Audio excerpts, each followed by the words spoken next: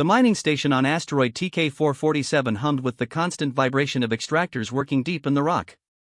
Marcus Chen adjusted his tool belt and checked the atmospheric readings on his wrist display for the third time that morning. Everything looked normal, but something felt different in the tunnels today. He had been working as a mining engineer for Terran Deep Space Mining Corporation for 8 years, and his instincts rarely failed him. The other miners called him paranoid, but Marcus knew that paranoia kept people alive in the black void between stars. The sound reached him first, a soft whimpering that seemed to echo from the newer excavation tunnels. Marcus paused, setting down his plasma cutter and listening carefully. The asteroid had no native life, and all the mining equipment produced mechanical sounds. This was something else entirely.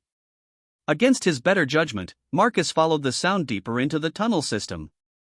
The lighting grew dimmer as he moved away from the main excavation areas. His helmet's headlamp cut through the darkness, illuminating rough-hewn walls and scattered debris from the mining operations. The whimpering grew louder, more distinct.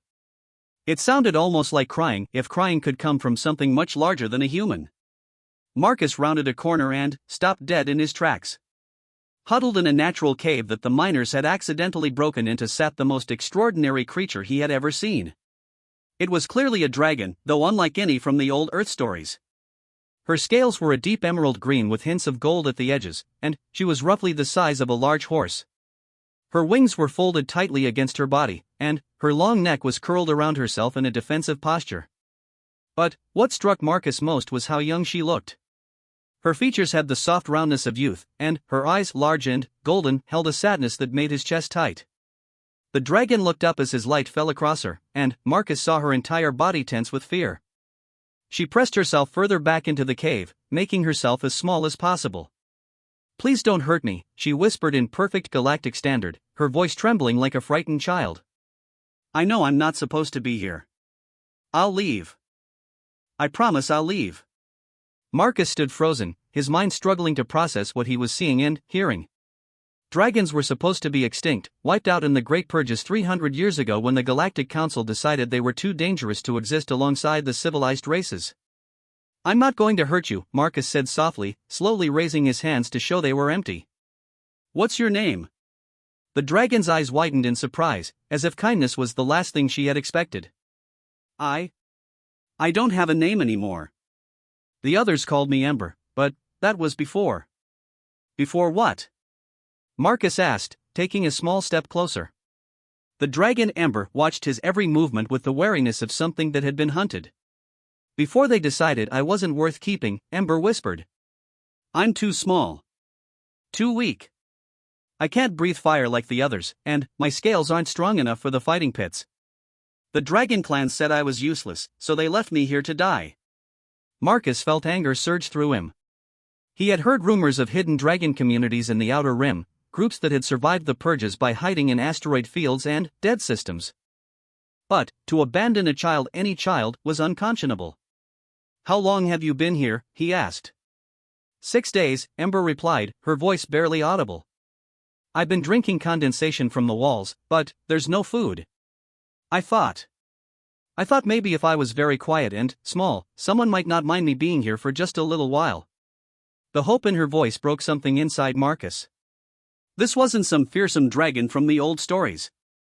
This was a scared, abandoned child who happened to have scales and wings instead of skin and arms. Marcus made a decision that would change both their lives forever. "You can't stay here in the tunnels," he said, and Ember's face crumpled with despair. "But," he continued quickly, "I have a habitat module on the other side of the station. It's private, and there's plenty of space. Would you like to come with me?"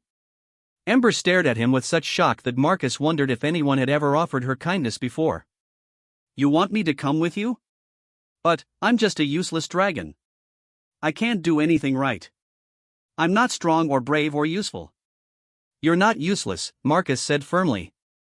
"You're just young and scared, and that's okay. Everyone deserves a safe place to sleep and enough to eat. Even dragons." Tears began to flow down Ember's scaled cheeks. "But the laws, if they find out you're helping me." Marcus knew she was right. Harboring a dragon, even a young one, could mean life imprisonment or worse.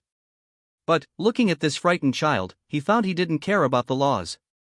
Let me worry about that, he said. Right now, let's focus on getting you somewhere warm and finding you something to eat. Ember slowly uncoiled herself from her defensive position. She was even smaller than Marcus had initially thought, and he could see the sharp outline of her ribs beneath her scales. She had been starving. I don't understand, she said as she carefully stood on unsteady legs. Why would you help me? Humans hate dragons. Everyone knows that. I don't hate you, Marcus replied simply. You're just a kid who needs help. That's enough for me. They made their way slowly through the tunnel system, Ember staying close behind Marcus like a shadow.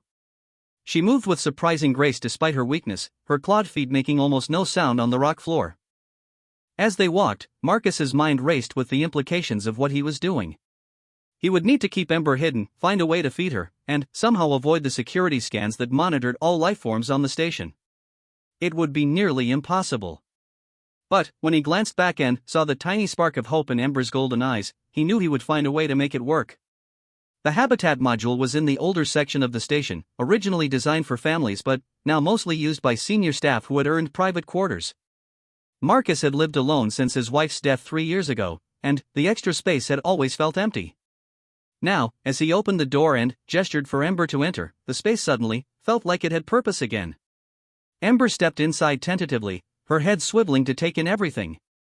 The main room was large enough for her to spread her wings, with a comfortable seating area and a small kitchen. Through the large viewport, the stars wheeled slowly past as the asteroid rotated. This is beautiful, she breathed, moving to stand before the window.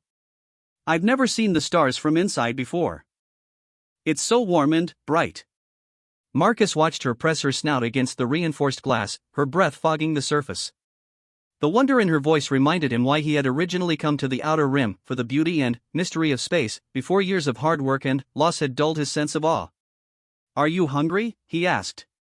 Ember turned from the window, embarrassment coloring her features. I am, but I don't know what dragons eat anymore. The clan fed us processed protein blocks, but I don't think you have those. Marcus opened his food storage unit and began pulling out options. Let's experiment. I've got some synthesized meats, nutrient pastes, even some real vegetables from the hydroponics bay. We'll figure out what you like. As Ember tentatively tried different foods, Marcus found himself smiling for the first time in months.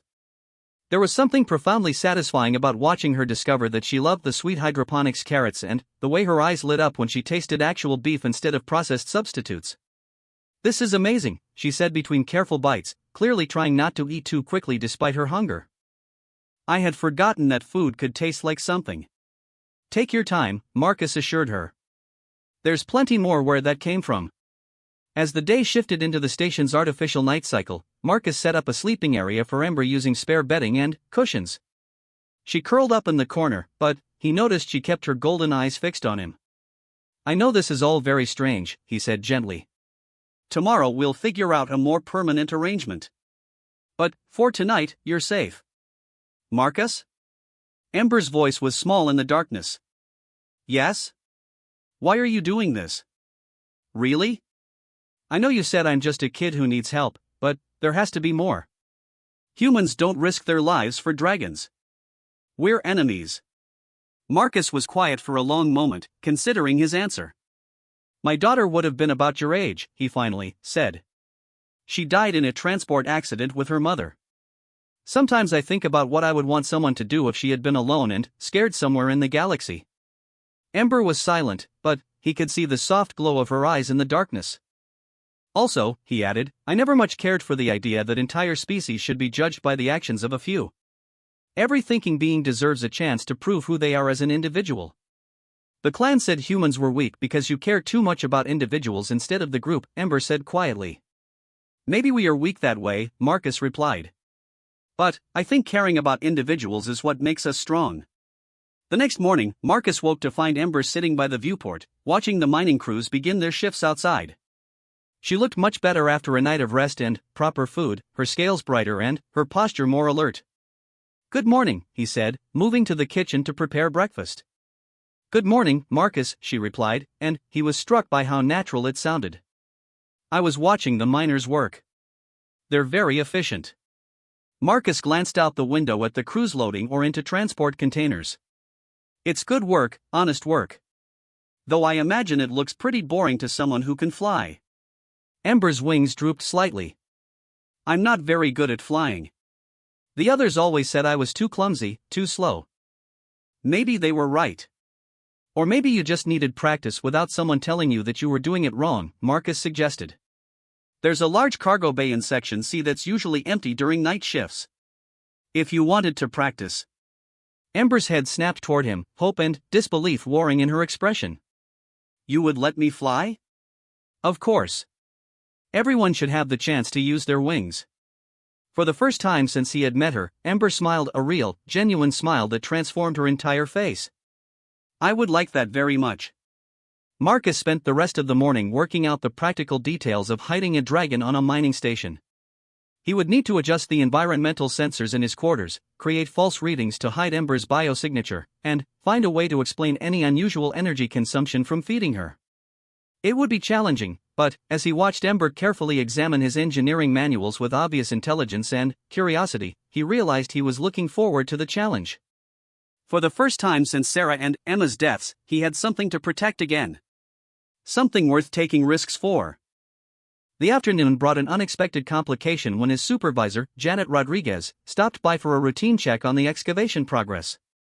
Marcus, we've been picking up some strange energy readings from the new tunnels, she said, reviewing data on her tablet. Thermal signatures that don't match any of our equipment. Have you noticed anything unusual? Marcus kept his expression neutral while his mind raced. Nothing obvious. Could be mineral deposits affecting the sensors. You know how these asteroids can be. Maybe, Janet said, though she sounded unconvinced. I'm ordering a full sweep of the tunnels tomorrow. We can't afford any surprises this close to quota deadlines. After she left, Marcus knew he was running out of time. The sensor sweep would reveal the cave where he had found Ember, and investigators would start asking questions. He needed to think of something fast. That evening, as Ember practiced gliding short distances in his quarters, Marcus made another life-changing decision. How would you feel about leaving this asteroid? He asked. Ember landed gracefully near his chair, tilting her head with curiosity. Leave? But, this is your home. This is where I work, Marcus corrected. Home is something different. I've been thinking about taking a transfer to the frontier territories. There are surveys that need doing, planets that need exploring. Places where a good engineer and his assistant could make a real difference. Assistant? Ember's eyes widened. Well, you'd need official documentation to travel on human ships. But, I think I can arrange something. A research partner, maybe. Someone with specialized knowledge of mineral detection.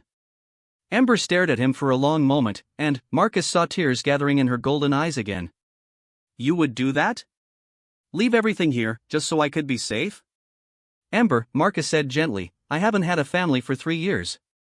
But, sitting here with you, watching you discover new foods and practice flying and ask questions about everything, it feels like family again. And, you don't abandon family. This time, when Ember cried, they were tears of joy. 3 weeks later, Marcus stood in the docking bay of Frontier Station Alpha, watching as cargo containers from their old mining operation were loaded onto the research vessel Wanderer. Beside him, Ember fidgeted nervously with the identification badge that marked her as Dr. Ember Chen, geological specialist. The forged documents had cost Marcus most of his savings, but the underground network that helped refugees and outcasts had done excellent work. To anyone checking official records, Ember was a naturalized citizen of the Terran colonies with advanced degrees in xenogeology and mineral analysis. Are you sure this will work? Ember whispered, her voice tight with anxiety.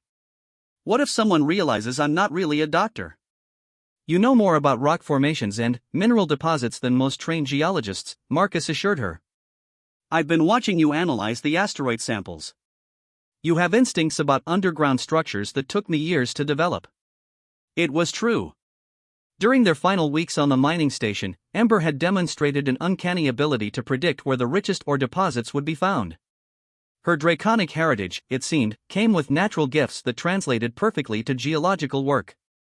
The captain of the Wanderer, a gruff woman named Helen Vasquez, approached them with a tablet in hand. Dr. Chen, I have your cabin assignment. You'll be in Section B with the other specialists.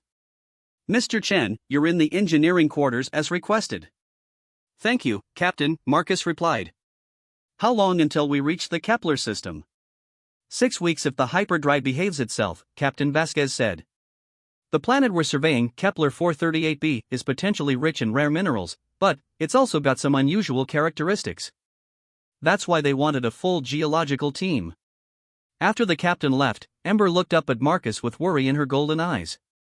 Separate quarters, she said quietly. I've never slept alone since we started living together. Marcus felt a pang of protective concern. Over the past weeks, Ember had gradually relaxed around him, but she still had nightmares about being abandoned again. The thought of her facing those fears alone in an unfamiliar place made his chest tight. The quarters are just for appearances, he said softly. Nothing says we can't spend our off-duty time together. And, if you have any problems at all, you come find me immediately. Promise? Promise, Ember replied, though she still looked uncertain. The journey to Kepler 438b proved to be more eventful than any of them had anticipated.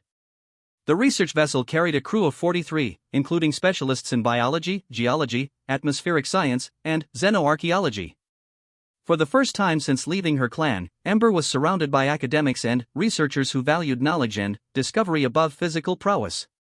Dr. Sarah Kim, the team's lead xenobiologist, took an immediate liking to Ember's analytical approach to mineral analysis. You have a fascinating perspective on geological formations, she told Ember during their 3rd week of travel. Some of your theories about crystal growth patterns are completely revolutionary. Ember glowed under the praise, and Marcus felt a surge of pride watching her gain confidence. She began spending hours in the ship's laboratory, working on theoretical models and collaborative projects with the other scientists. But it was Dr. James Wright, the team's archaeologist, who presented the biggest challenge to their carefully constructed cover story. There's something familiar about Dr. Chen, Wright mentioned to Marcus during a casual conversation in the ship's recreation area. Her analytical techniques remind me of something I've seen before, but I can't place it. Marcus kept his expression neutral. She trained at some unusual institutions. Picked up techniques from various sources. Wright mused, his eyes sharp with curiosity. And her physical characteristics are quite striking. That golden eye coloration is remarkably rare in humans. Genetic variation, Marcus said quickly. You know how it is in the outer colonies. Lots of mixed heritage. Wright nodded, but Marcus noticed the archaeologist's gaze lingering on Ember whenever she passed through the common areas. He made a mental note to warn Ember to be more careful around Wright. The warning proved prophetic when, during their 5th week of travel, Wright approached Ember directly. Dr. Chen, I wonder if I might ask you about your research methodology, he said, cornering her in the laboratory while Marcus was on duty in the engine room. Some of your papers reference analytical techniques that I've only seen mentioned in very old texts. Ember looked up from the mineral sample she was cataloging, her expression carefully neutral. I believe in studying historical methods as well as modern ones. Sometimes the old ways of doing things contain wisdom we've forgotten. How true, Wright agreed. I've spent considerable time studying historical texts myself. Particularly those relating to extinct species and their contributions to early scientific knowledge. Did you know that dragons once had a remarkably sophisticated understanding of geological processes? Marcus arrived at the laboratory just in time to see all the color drain from Ember's face. Dr. Wright, Marcus said smoothly, entering the conversation, I hope you're not boring Dr. Chen with your theories about mythical creatures. Not mythical at all, I'm afraid, Wright replied, his eyes never leaving Ember's face. Dragons were quite real, and their understanding of mineral detection and underground structures was legendary. Some texts suggest they could sense valuable deposits through methods that modern science has never quite understood. Fascinating, Marcus said, moving to stand protectively near Ember. But surely just primitive superstition dressed up in scholarly language. Perhaps, Wright said with a slight smile. Though I find it curious that some of Dr. Chen's techniques produce results that match perfectly with what those old texts describe as draconic geological analysis. The silence stretched uncomfortably until Ember finally spoke. Dr. Wright, she said quietly, what exactly are you suggesting? Wright studied her for a long moment, and Marcus tensed, ready to defend Ember if the conversation turned dangerous. I'm suggesting, Wright said carefully, that someone with your remarkable talents would be of immense value to our mission, regardless of their background. And that some secrets are worth keeping. Marcus stared at the archaeologist, trying to read his intentions. Are you saying what I think you're saying? I'm saying that I've spent my career studying lost knowledge and extinct cultures, Wright replied. And I believe strongly that understanding and preserving knowledge is more important than following political prejudices. Amber looked between the two men, uncertainty written across her features. You know what I am? I suspected from the first week, Wright admitted. Your analytical methods, your physical characteristics, the way you instinctively understand underground structures, all of it matches descriptions from pre-purge texts. Plus, there have been rumors in academic circles for years that some dragons survived the purges. Are you going to report me? Amber asked, her voice barely audible. Wright shook his head firmly. My dear, you're quite possibly the most significant archaeological discovery of the century. The scientific community would be fascinated by your insights into geological processes. But, more importantly, you're a sentient being who deserves the same rights and protections as anyone else. Marcus felt some of the tension leave his shoulders. So you'll keep our secret? I'll do better than that, Wright said with a grin. I'll help you maintain it. And, when we reach Kepler 438b, I suspect Dr. Chen's unique abilities will prove invaluable to our mission. The final week of travel passed quickly as Wright shared his extensive knowledge of dragon history and culture with Ember. She learned that her ancestors had been renowned for their scientific achievements, particularly in the areas of geology, metallurgy, and crystallography. Your people weren't just powerful physically, Wright explained as they reviewed ancient texts together. They were some of the most advanced scientists in the galaxy. The purges weren't just about fear of dragon strength, they were about eliminating competition for technological and economic dominance. Amber absorbed this information with a mixture of pride and sadness. I wish I had known this when the clan rejected me. Maybe I would have understood that being different doesn't mean being worthless. Being different often means being extraordinary, Marcus said, joining their conversation during his off-duty hours. The clan's loss is the galaxy's gain. When the Wanderer finally dropped out of hyperspace near Kepler 438b, the entire crew gathered in the observation deck to get their first look at their destination. The planet hung before them like a jewel, its surface a swirling mixture of blue oceans, green continents, and white cloud formations. Beautiful, Ember breathed, pressing close to the viewport. It looks alive. According to the preliminary surveys, it is alive, Captain Vasquez announced to the assembled crew. The planet has a complex ecosystem, and our job is to determine whether it's suitable for colonial development. We'll be setting up a base camp on the northern continent and conducting comprehensive surveys of the geological, biological, and atmospheric conditions. Marcus watched Ember's face as the captain outlined their mission. Her golden eyes were bright with excitement and anticipation. This would be her first chance to use her abilities in a truly professional setting, and he could see how much it meant to her. The landing process took most of a day, with shuttles ferrying equipment and personnel down to the surface. The base camp was established in a valley between two mountain ranges, with easy access to multiple geological formations and diverse ecosystems. Ember's first official assignment was to survey the mineral deposits in the nearby mountains, working alongside Dr. Kim and a team of geological specialists. Marcus watched from the engineering section as she suited up in environmental gear designed to accommodate her unique physiology. She looks nervous, Wright observed, joining Marcus at the observation window. Wouldn't you be? Marcus replied. This is her first real job, her first chance to prove herself as a legitimate scientist instead of just a refugee in hiding. She'll do brilliantly, Wright said confidently. I've been working with her for 2 weeks now, and her intuitive understanding of geological processes is remarkable. She sees patterns and connections that the rest of us miss entirely. Wright's prediction proved correct. Within hours of beginning the survey, Ember had identified 3 significant mineral deposits that the preliminary scans had missed entirely. Her ability to sense underground structures and mineral compositions was proving every bit as valuable as Wright had hoped. But it was her discovery on the 3rd day that changed everything. Marcus was in the base camp's communications center when Ember's excited voice crackled over the radio. Marcus, Dr. Wright, you need to get up here immediately, she said, her words tumbling over each other in her excitement. I've found something extraordinary. Something that changes everything we thought we knew about this planet. Marcus grabbed his environmental gear and met Wright at the shuttle pad. The flight to Ember's location took 20 minutes, during which Wright speculated about what she might have discovered.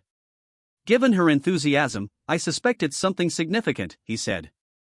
Ember doesn't get excited about ordinary mineral deposits. They found her at the entrance to a cave system high in the mountains, her geological equipment spread around her like the tools of an artist. Her golden eyes were practically glowing with excitement. Look at this, she said, gesturing to the cave entrance. The mineral composition, the way the crystals are arranged, this isn't natural formation. This is engineered. Marcus stared at the cave mouth, noting the precise geometric patterns in the crystal formations that lined the walls. Engineered by what? That's what we need to find out, Ember said. But, Marcus, the energy readings I'm getting from deep in the cave system, they're unlike anything in our databases. This could be evidence of an extinct civilization, or a living one, Wright finished, his voice filled with the same excitement that colored Ember's words. As they prepared to enter the cave system, Marcus realized that their quiet life as refugees was officially over. Whatever lay in the depths of Kepler 438b was about to thrust them into the center of the most significant discovery in recent galactic history. And, for the first time since finding Ember alone and scared in that mining tunnel, Marcus wondered if they were truly ready for what came next. The cave system stretched deeper into the mountain than their portable scanners could penetrate. As the three of them descended through passages lined with crystalline formations, Marcus noticed that the air itself seemed to hum with energy. His engineering instruments detected power sources somewhere in the depths ahead, but the readings were unlike anything in his experience. Ember moved through the tunnels with a confidence that surprised even Marcus. Her draconic heritage seemed to give her an intuitive understanding of underground spaces, and she navigated the complex passages without hesitation. The energy patterns are getting stronger, she called back to Marcus and Wright, who were struggling to keep up with her sure-footed progress. Whatever's down here, it's been active for a very long time. Wright paused to examine the carved symbols that decorated the tunnel walls.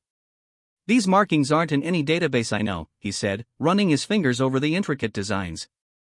But, the style is familiar. The geometric patterns, the way the symbols relate to the natural crystal formations. Familiar how? Marcus asked, checking his atmospheric readings.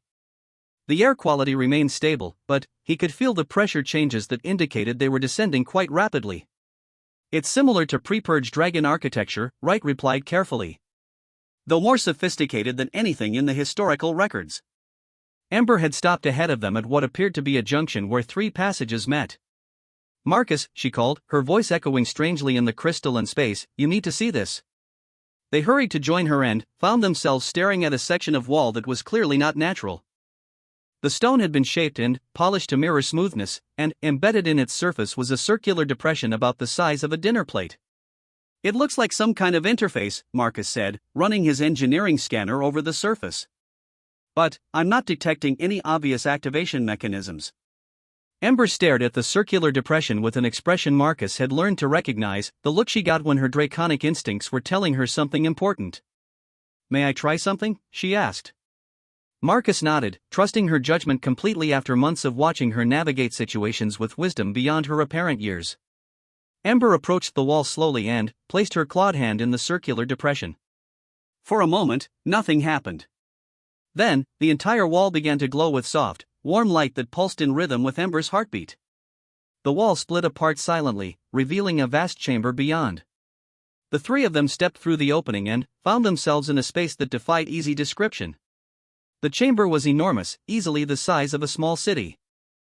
The ceiling soared hundreds of feet overhead, supported by graceful arches that seemed to grow organically from the floor.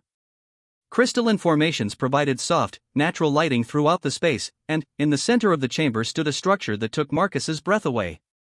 It was clearly a building, but built on a scale designed for beings much larger than humans. The architecture combined organic curves with geometric precision, creating something that was both beautiful and unmistakably functional. Gardens surrounded the building, filled with plants that glowed softly in the filtered light from the crystals above. Magnificent, Wright breathed. This is a dragon city. A living dragon city. As they walked deeper into the chamber, Marcus began to notice signs of recent habitation. The gardens were carefully tended, water flowed through carved channels that served as both decoration and irrigation, and the air itself had the clean, fresh quality of a well-maintained environment. "Someone's been taking care of this place," he said, his engineering mind analyzing the sophisticated systems that kept the underground city functioning. "The environmental controls, the lighting systems, the water management, everything is working perfectly." Amber had moved ahead of them again, drawn toward the central building by something Marcus couldn't see or understand. She climbed the broad steps leading to the main entrance, her movements growing more confident with each stride. The entrance was open, leading into a vast hall lined with what appeared to be libraries. Books, data crystals, and storage devices filled shelves that stretched from floor to ceiling. The accumulated knowledge of centuries was preserved in this hidden place, waiting for someone who could understand its value. "Amber," called a voice from the depths of the hall. "We have been waiting for you." The three of them froze as a figure emerged from between the library shelves. It was clearly a dragon, but, unlike Amber's youthful proportions, this was an adult dragon in full maturity. Her scales were deep silver blue, and her eyes held the wisdom of long years and vast experience. "My name is Astera," the dragon said, approaching them with deliberate, non-threatening movements. "I am the keeper of this sanctuary.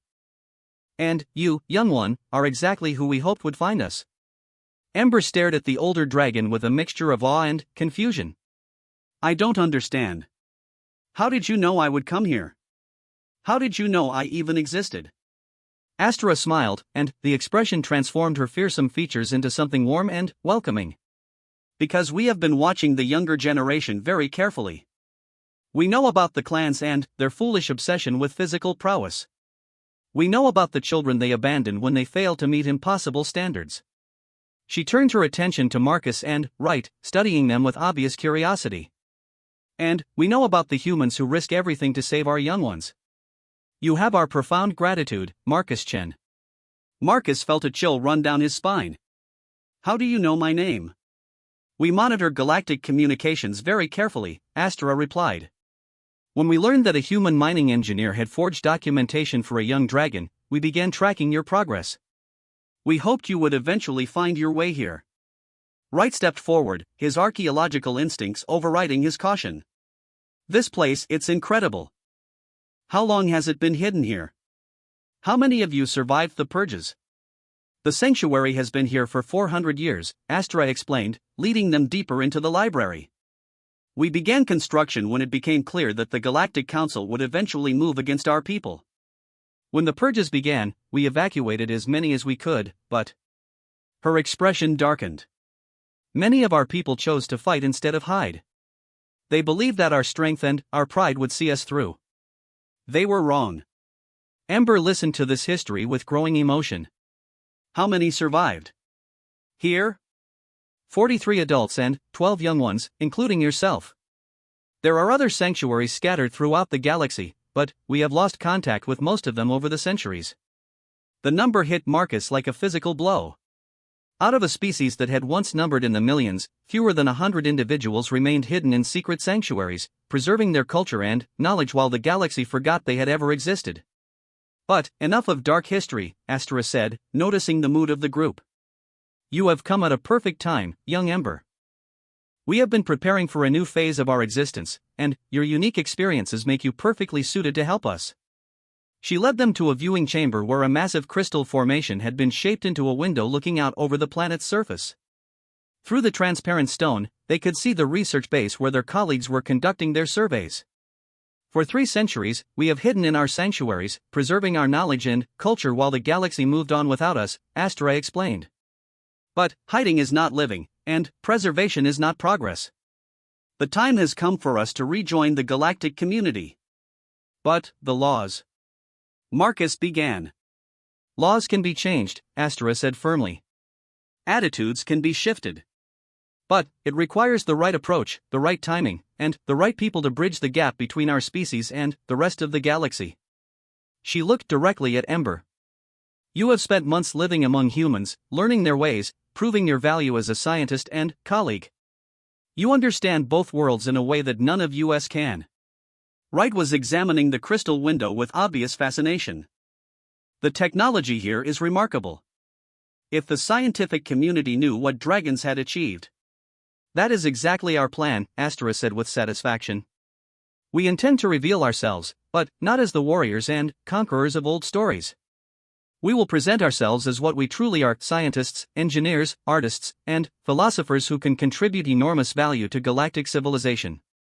Marcus was beginning to understand the scope of what the dragons were proposing. You want Ember to be your ambassador. Not just an ambassador, Astra corrected. We want her to be our bridge to the future. She has already proven that dragons and humans can work together successfully. With her, the morning brought challenges that none of them had anticipated.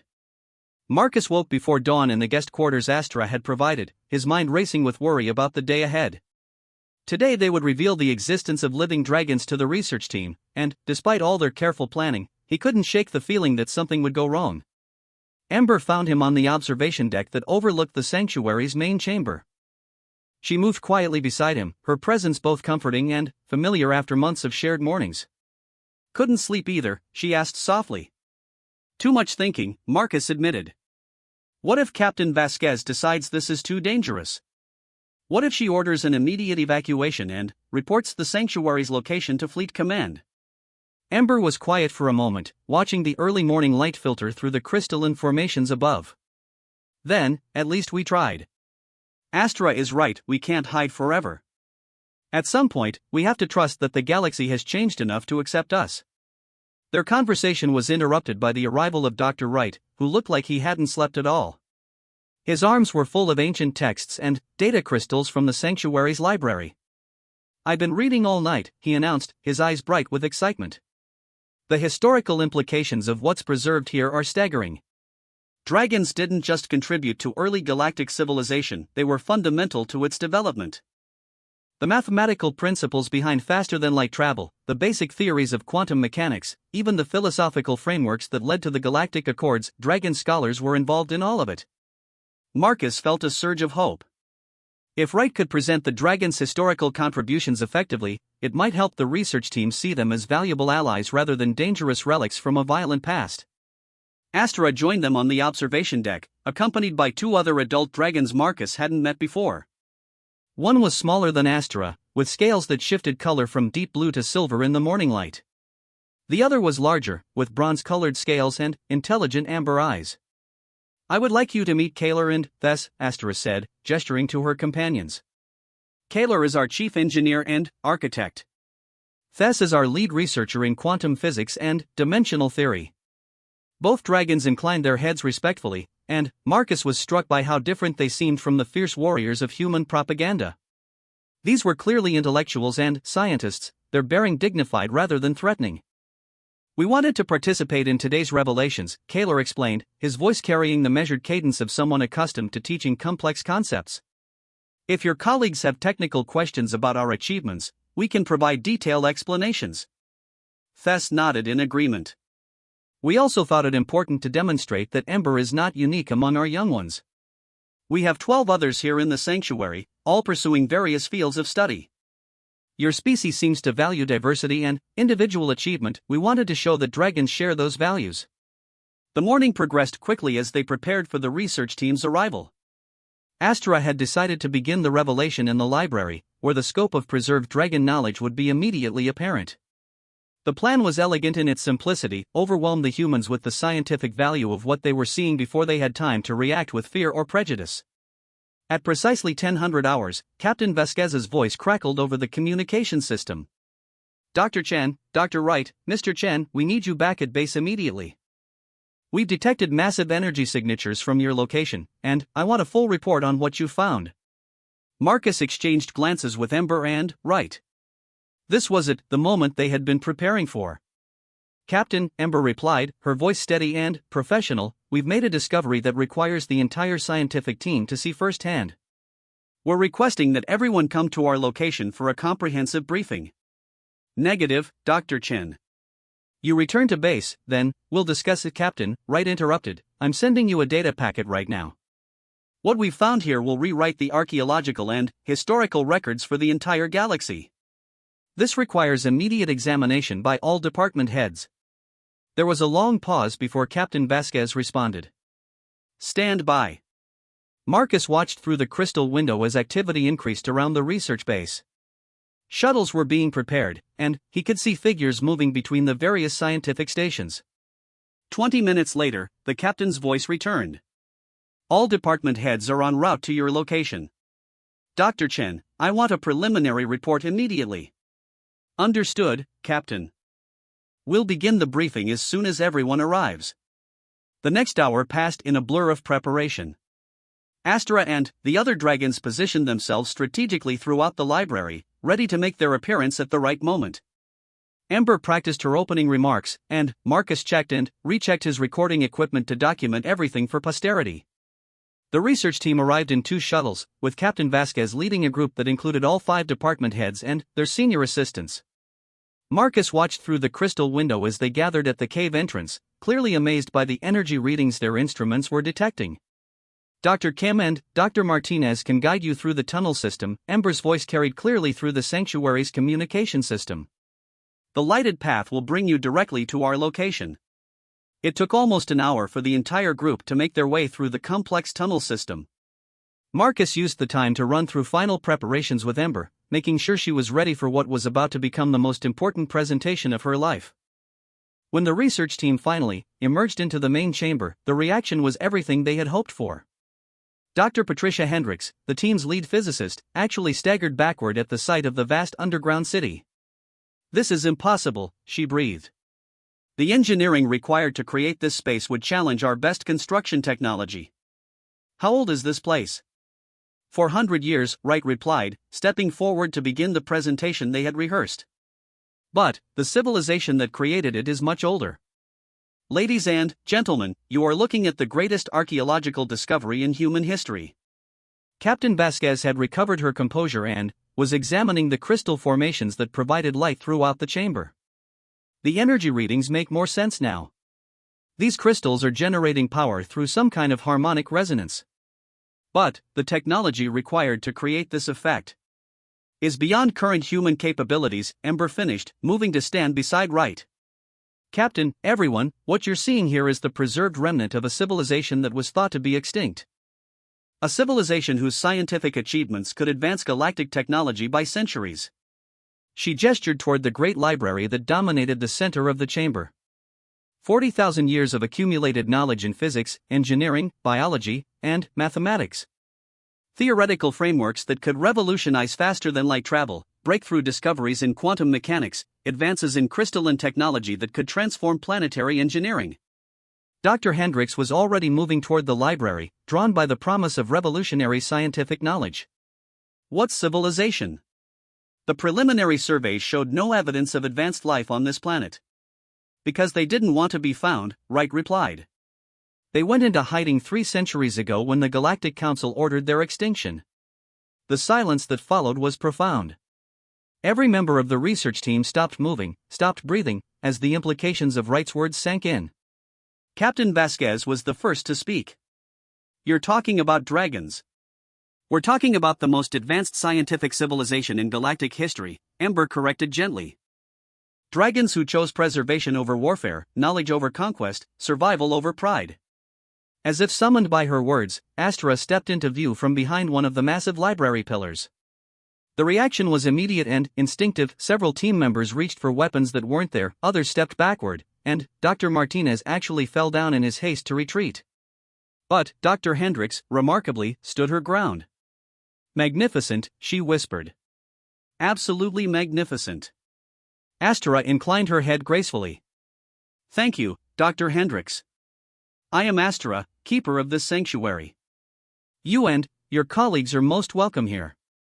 The physicist stared at the dragon with obvious fascination rather than fear. "You're real. Dragons are real, and you're here, and you're talking to us." "We are indeed real," Astra confirmed with what Marcus had learned to recognize as her teaching voice. "And we have been waiting a very long time for the right opportunity to reintroduce ourselves to galactic civilization." Captain Vasquez had found her command voice. "How many of you are there? Are there other locations? What are your intentions?" "Excellent questions," Astra replied approvingly. "Perhaps we should move to a more comfortable setting for this discussion." There is much to explain, and I suspect your team has many questions. Over the next several hours, Astera, Kaler, and Thess provided a comprehensive overview of dragon history, the purges, the establishment of hidden sanctuaries, and their plans for peaceful reintegration into galactic society. The research team listened with reactions that ranged from fascination to skepticism to outright amazement.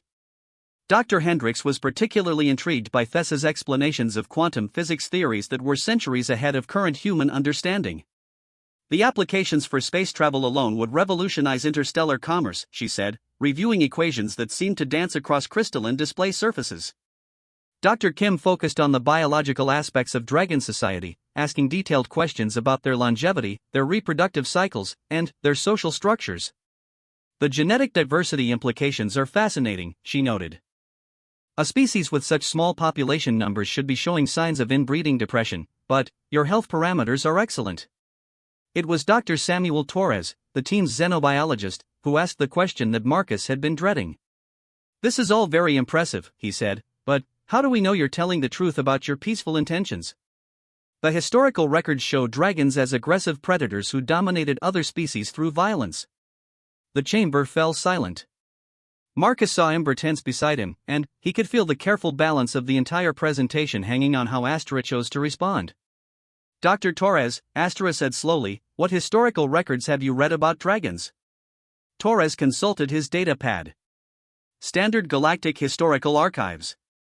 The Dragon Wars, the Conquest Period, the systematic oppression of lesser species. Pretty comprehensive documentation of dragon aggression spanning 2,000 years. Ah, Astera said with sad understanding. You have read the histories written by the victors. Tell me, Dr. Torres, in these historical records, do you find any mention of dragon universities? Dragon hospitals? Dragon research institutes? Dragon cultural exchanges with other species? Torres scrolled through his data. No, but do you find any records of dragon scientists contributing to galactic knowledge? Dragon artists creating beauty for multiple species to enjoy? Dragon philosophers working to establish ethical frameworks for interspecies cooperation? No, Torres admitted, looking increasingly uncomfortable. That is because those records were systematically destroyed during the purges, Astera explained. It is easier to justify genocide when you convince yourself that the victims contributed nothing of value to civilization. She gestured toward the vast library surrounding them. What you see here is what actually survived of dragon civilization. Not weapons of war, but libraries of knowledge. Not conquest machines, but centers of learning. Not monuments to violence, but sanctuaries dedicated to preservation and growth. Wright stepped forward with an armful of ancient texts. Dr. Torres, I've spent the last 24 hours reviewing pre-purge historical documents that were preserved here. Dragons weren't the aggressors in the conflicts that led to the wars. They were defending themselves against systematic attempts to steal their technology and subjugate their colonies. Marcus watched as the research team absorbed this information. He could see the shift in their thinking as they began to question everything they thought they knew about dragon history. It was Captain Vasquez who brought the conversation back to practical matters. Assuming everything you're telling us is accurate, what exactly are you asking from us? Help us return to galactic society, Ember said, speaking up for the first time since the formal presentations began.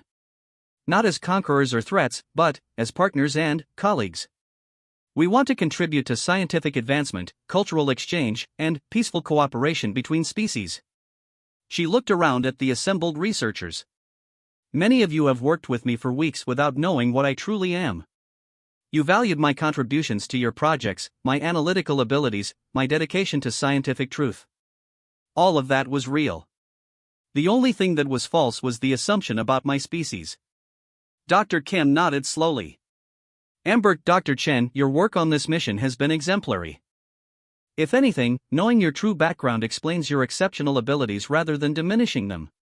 But there are practical problems, Captain Vasquez pointed out. Galactic law still classifies dragons as extinct dangerous species. Even if I wanted to help you, I don't have the authority to negotiate on behalf of human colonial administration, much less the Galactic Council. We understand the complexity of the situation, Astera assured her. We are not asking you to make political decisions beyond your authority. We are simply asking you to document what you have found here and report it truthfully to your superiors. She paused, looking at each team member individually. We are asking you to tell the truth about dragons to people who have the power to change outdated laws. We are asking you to be our advocates, not because you owe us anything, but because scientific truth and justice demand it. The conversation continued for hours as practical details were discussed. How would the revelation be managed? What protocols existed for first contact with surviving extinct species? How could dragons prove their peaceful intentions to a galactic community that had been taught to fear them? It was Ember who suggested the solution that would ultimately change everything. What if we start small, she said. Instead of trying to reveal all the sanctuaries at once, what if we begin with a single dragon integration program? I continue working as a scientist, but openly as a dragon rather than hiding behind false documentation. If I can prove that dragons can be trusted colleagues and partners, it creates a foundation for broader acceptance. Dr. Hendricks was immediately enthusiastic. A dragon scientist working openly in the human research community would be unprecedented. The scientific value alone would be enormous. And the cultural impact could be transformational, Wright added. Showing dragons as intelligent, peaceful contributors to knowledge rather than threats to be feared. Captain Vasquez considered the proposal carefully. It would need approval from Colonial Administration, probably from Fleet Command as well. The legal implications alone are worth working through, Ember finished. Because the alternative is centuries more of hiding, isolation, and gradual extinction through cultural death. As the day drew to a close, the research team had reached a consensus.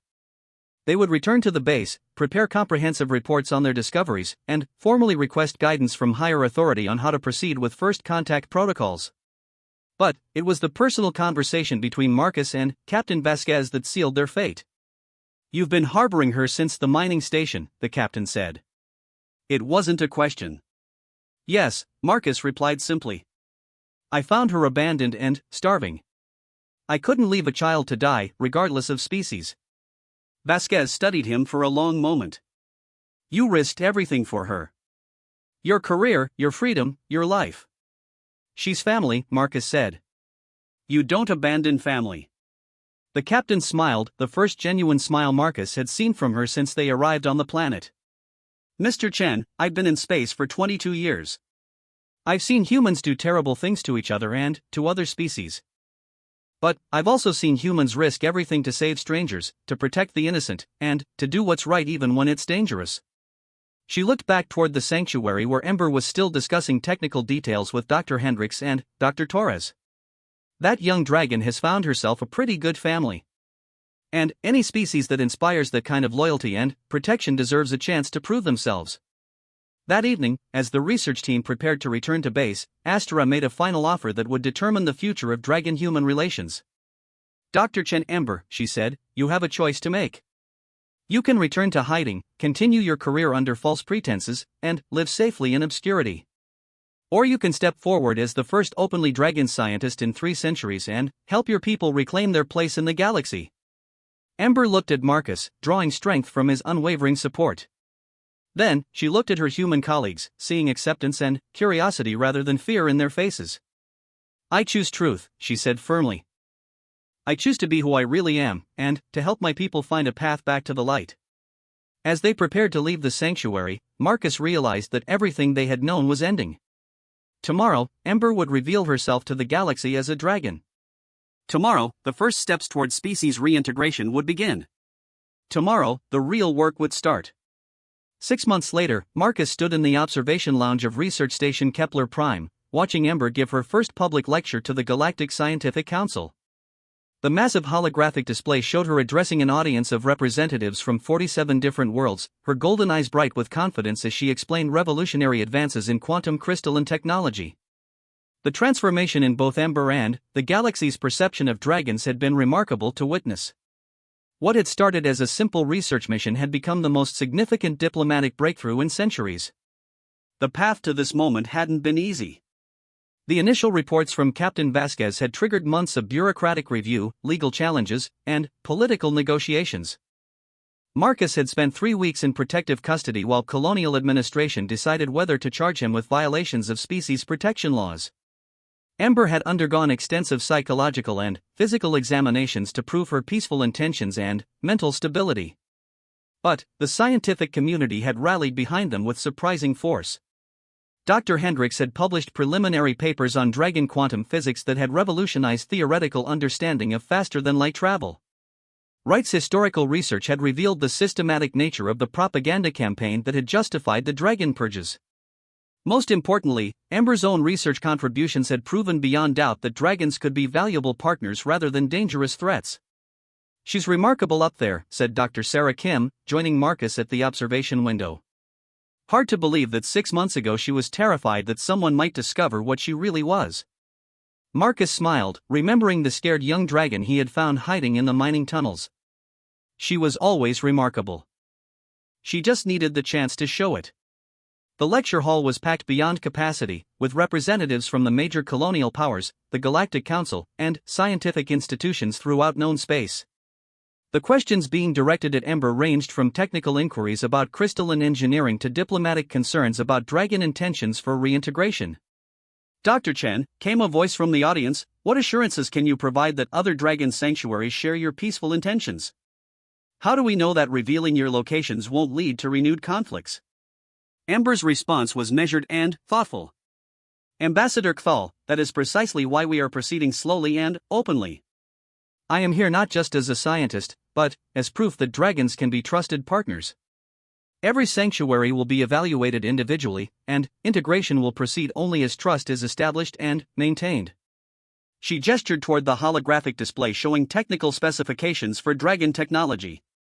"We offer our knowledge freely, not as a bargaining tool or weapon, but as a contribution to the advancement of all species. Our goal is cooperation, not domination." Marcus felt a surge of pride watching her handle the complex questions with wisdom that seemed far beyond her years. The scared child who had whispered "no one wants me" had become a confident ambassador for her entire species. The formal presentation concluded to enthusiastic applause, but Marcus knew the real work would happen in the private meetings that followed. Over the past months, Ember had become the focal point for negotiations with 12 other dragon sanctuaries that had emerged from hiding. Each group had different concerns, different approaches, and different levels of trust in the reintegration process. As the audience dispersed, a familiar figure approached the observation lounge. Admiral Elena Rodriguez, the head of Colonial Fleet Command, had become an unlikely ally in the dragon integration efforts. "Mr. Chen," she said, settling into a chair beside him, "I wanted to update you on the latest developments." Marcus turned his attention from the window where Ember was now engaged in animated technical discussions with a group of quantum physicists. "Good news or bad news, Admiral?" "Both, as usual," Rodriguez replied. "The good news is that the Altair Sanctuary has agreed to formal contact protocols. They're sending a delegation to meet with our xenobiology teams next month. That makes 7 sanctuaries that are actively participating in the integration process." "And the bad news?" The Admiral's expression grew serious. "We've located the Rigel Sanctuary, but they're not interested in peaceful contact. They consider the integration efforts a betrayal of dragon values and have threatened to attack any human ships that approach their territory." Marcus felt a chill of concern. This was the scenario that everyone involved in the integration process had been dreading: dragons who chose violence over cooperation, who could undo months of careful diplomatic progress with a single act of aggression. "How serious is the threat?" he asked. "Serious enough that we're implementing new security protocols for all research missions in that sector," Rodriguez replied.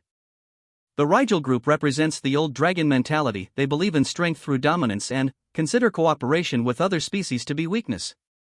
She looked back toward the lecture hall where Ember was still surrounded by interested scientists and diplomats. They also consider dragons like Ember to be traitors to their species. "We have credible intelligence that they may attempt to eliminate her as a way of disrupting the integration process." The thought of anyone threatening Ember made Marcus's protective instincts flare. "What kind of security measures are we talking about?" "Enhanced monitoring, discreet protection details, and restricted travel to certain sectors," the Admiral explained. "Nothing that should interfere with Dr. Chen's research activities, but enough to ensure her safety." Their conversation was interrupted by the arrival of Ember herself, practically glowing with excitement from the successful presentation. "Marcus, did you see the response from the Andromedan delegation? They want to establish a joint research program to study crystalline matrix applications for planetary engineering. I saw, Marcus replied, pushing his concerns about the Rigel sanctuary to the back of his mind. There would be time to discuss security issues later. Right now, he wanted to celebrate Ember's success. You were brilliant up there. Your parents would have been proud. Ember's expression softened at the mention of family. Over the months, she had learned more about her heritage from Astera and the other sanctuary elders. Her parents had been scientists who died during the early days of the purges, trying to protect a research facility from military attack. I keep thinking about what they would say if they could see me now, she said. Speaking openly as a dragon, working with humans as partners instead of hiding in fear. Admiral Rodriguez stood to leave. Dr. Chen, congratulations on an excellent presentation. The preliminary approval ratings from the council delegates are very encouraging. After the Admiral departed, Marcus and Ember found a quiet corner of the observation lounge to talk privately. The space station continued its slow rotation around Kepler 438b, and, through the windows they could see the Dragon Sanctuary's location marked by a small research outpost on the planet's surface. There's something I need to tell you, Marcus said, deciding that Ember deserved to know about the security concerns. He explained Admiral Rodriguez's briefing about the Rigel Sanctuary and the potential threats to the integration process. Ember listened quietly, her expression growing thoughtful as she absorbed the implications. I'm not surprised, she said finally. Astera warned me that not all dragon groups would embrace change. Some of them have been hiding for so long that fear and anger are all they know. She looked out at the stars, her golden eyes reflecting the distant light of other suns. But that's exactly why this work is so important, Marcus. If I can prove that dragons can live openly and peacefully among other species, maybe I can convince the others that there's a better way than endless hiding or pointless violence. Marcus reached over and took her clawed hand in his, a gesture that had become natural over their months together. Just promise me you'll be careful. The galaxy is changing, but change is always dangerous for the people who lead it. I promise, Ember said. But I also promise I won't let fear stop me from doing what's right. Their conversation was interrupted by Dr. Wright, who approached with obvious excitement and a datapad full of new information. Ember, Marcus, you need to see this, he said, setting the pad down on the table between them.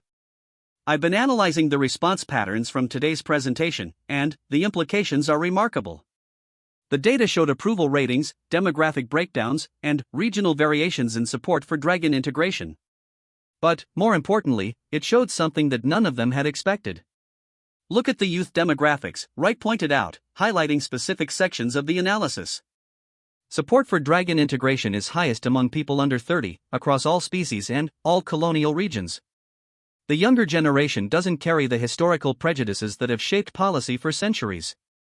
Ember studied the data with growing excitement. They see dragons as potential partners rather than historical enemies. Exactly, Wright confirmed. And that suggests that full integration isn't a matter of centuries, as we originally thought. It might happen within a single generation, as older prejudices literally die out and are replaced by more open attitudes.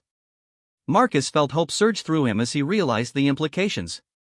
Ember wouldn't have to spend her entire life as the only openly dragon scientist in the galaxy.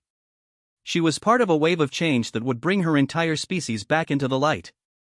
Over the following weeks, the momentum of change accelerated rapidly. 3 more dragon sanctuaries emerged from hiding, each offering unique contributions to galactic scientific knowledge. The Centauri group specialized in biological sciences and had developed medical techniques that could extend lifespans across multiple species. The Vega Sanctuary had preserved artistic and cultural treasures that revolutionized understanding of pre-purge galactic civilization. But it was the discovery of the Terra Nova Sanctuary that truly changed everything. They're not just scientists and scholars, Dr.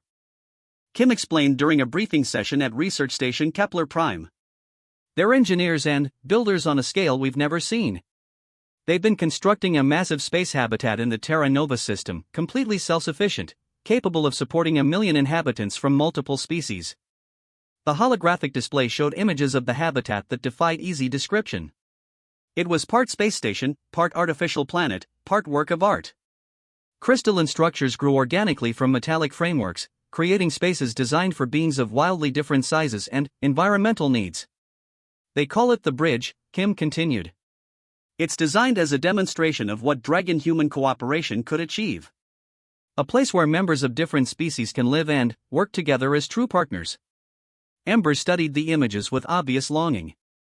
They're building the future I've been trying to imagine. A place where no one has to hide what they are.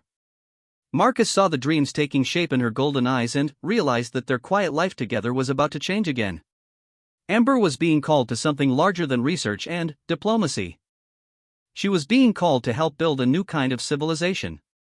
The invitation came 2 weeks later, a formal request from the Terra Nova Dragons for Ember to join their project as chief liaison for human-dragon cooperation. It was an opportunity to move beyond proving that integration was possible to actually implementing it on a massive scale. It's everything we've been working toward, Ember said as she reviewed the detailed proposal in their private quarters aboard the research station. A chance to build something entirely new instead of just trying to fix the mistakes of the past. Marcus felt conflicted as he watched her excitement. He was proud of what she had accomplished and knew that the Terra Nova project represented the fulfillment of her dreams. But he also realized that accepting the position would mean leaving behind the simple life they had built together.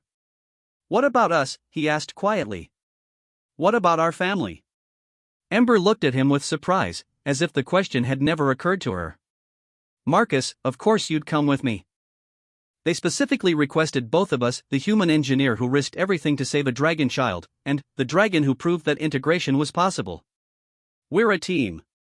Relief flooded through Marcus as he realized that even as Ember embraced her destiny as a leader and bridge builder, she still considered him an essential part of her life. "In that case," he said, "when do we leave for Terra Nova?" The journey to the Terra Nova system took 6 weeks, traveling aboard a specially modified transport vessel that could accommodate both human and dragon passengers comfortably. Marcus spent much of the trip reviewing technical specifications for the bridge habitat, marveling at the engineering solutions that had been developed through dragon-human collaboration. Ember divided her time between studying the social and political frameworks that would govern life on the bridge and working with the transport crew to optimize the ship's crystalline power systems using dragon techniques. Watching her work, Marcus was struck by how naturally she moved between her roles as scientist, diplomat, and teacher. When they finally arrived at Terra Nova and saw the bridge habitat with their own eyes, both of them were rendered speechless. The structure was enormous, easily the size of a small moon, but its organic curves and crystalline surfaces made it seem alive rather than artificial. "Welcome to the future," said Kaler, the dragon engineer they had met at the original sanctuary months earlier. He had been working on the bridge project for 3 years and served as one of its lead designers. As their shuttle approached the habitat's docking facilities, Marcus could see beings of a dozen different species moving through the transparent corridors.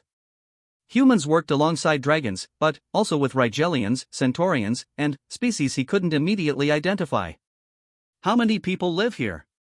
Ember asked, staring at the bustling activity visible through the shuttle windows. 40,000 currently, Kayla replied, with capacity for 10 times that number as construction continues. "We've created something unprecedented, a truly integrated multi-species community where differences are celebrated rather than feared." The tour of the bridge took most of their first day, and, with each new section they visited, Marcus felt his understanding of what was possible expanding. Research laboratories where human creativity combined with dragon intuition to solve problems that neither species could tackle alone. Living spaces designed to accommodate the needs of multiple species without compromising anyone's comfort. Educational facilities where young beings of different species learned together, building friendships that would shape the future of galactic civilization. But it was in the Central Council chamber that Marcus truly understood the scope of what they were building. Representatives from 15 different species met regularly to address the challenges of multi-species cooperation, developing new models of governance that went far beyond anything attempted in galactic history. "This is what Ember made possible," explained Dr. Thara, a human sociologist who had been working on the bridge project since its inception. By proving that dragons could be trusted partners, she opened the door for other species to reconsider their own isolationist policies. Now we have Centaurian botanists working with human farmers, Rigelian philosophers collaborating with dragon historians, and Andromedan engineers learning from dragon crystalline technology. As their first week on the bridge progressed, Marcus watched Ember settle into her new role with the same natural grace she had shown in every challenge she had faced. She moved easily between technical discussions with engineers, diplomatic meetings with species representatives, and social gatherings where she helped newcomers feel welcome in their new home. But, it was during a quiet evening walk through one of the habitat's garden districts that she made the observation that would define the next phase of their journey. "You know what I realized today?" she said as they strolled through paths lined with plants from a dozen different worlds. "We're not just building a space habitat. We're building proof that the old ways of thinking about species and cooperation were wrong." Marcus looked around at the diverse community that surrounded them, families and individuals from multiple species living and working together in harmony. "How do you mean?"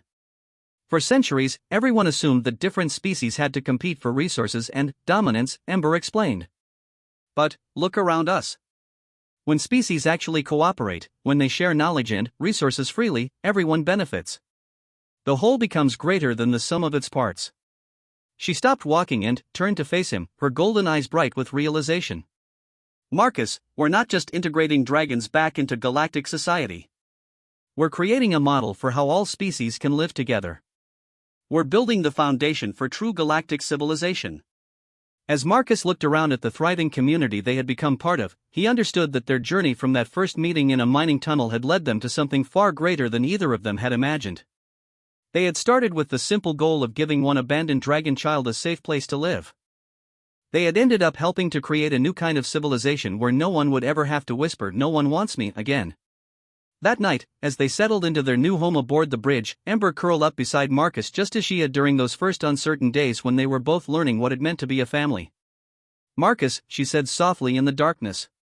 "Yes? Thank you for finding me. Thank you for believing I was worth saving." Marcus reached over and gently touched her scaled cheek, feeling the warmth of the life they had built together and the bright promise of the future they were creating. "Thank you for letting me," he replied. "Thank you for showing me that family isn't about species or biology. It's about choice, and love, and never giving up on each other." Outside their window, the stars wheeled slowly past as the bridge continued its journey through space, carrying its diverse population toward a future where difference was celebrated, where knowledge was shared freely, and where no child of any species would ever have to face the universe alone. In the distance, Marcus could see other habitats under construction, each one representing another step toward the dream they were building together, a galaxy where cooperation replaced competition, where understanding overcame fear, and where every being had the chance to discover their own worth and find their place in the larger community of life. The young dragon who had once believed she was worthless had become the bridge that connected species across the stars. And the human engineer who had risked everything to save her had found his own purpose in helping to build a civilization worthy of the dreams they shared. Their story was just beginning.